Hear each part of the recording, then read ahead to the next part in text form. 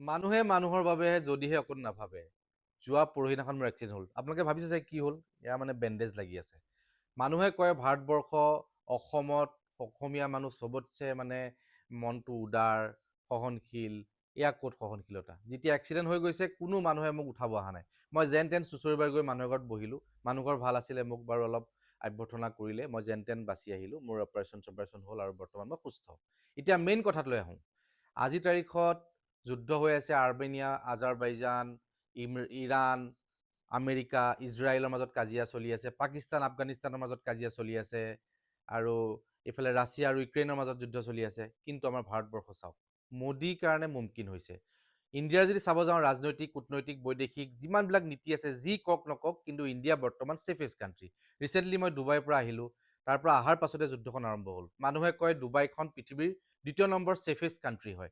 কিন্তু মই চালোঁ, সঁচা কথা ক'ব গ'লে ইণ্ডিয়াখনে আচলতে ছেফেষ্ট কাণ্ট্ৰি হয়। আমাৰ ইণ্ডিয়াতো যুদ্ধ হৈছিলে, পাকিস্তান, ইণ্ডিয়া কিমানকেইখন ড্ৰোন মাৰিলে, কেইখন পৰিলে ইণ্ডিয়াত? গতিকে মই ক'ব বিচাৰোঁ ইণ্ডিয়াৰ নিচিনা ছেফ কাণ্ট্ৰি ক'তো নাই।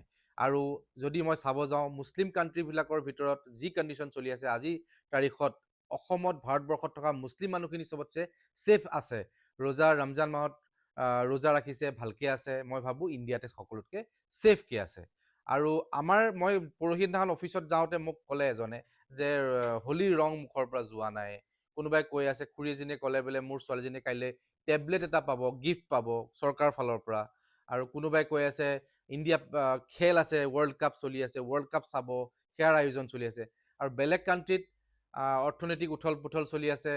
ইফালে কোনোবা ৰাষ্ট্ৰপতি কোনোবা দেশে উঠাই লৈ গৈছে, চবফালে হাহাকাৰ, টকা পইচাৰ অসুবিধা, মূল্য বৃদ্ধি। কিন্তু চাব গ'লে ষ্টেবিলিটি ক'ত চলি আছে? ইণ্ডিয়াত চলি আছে।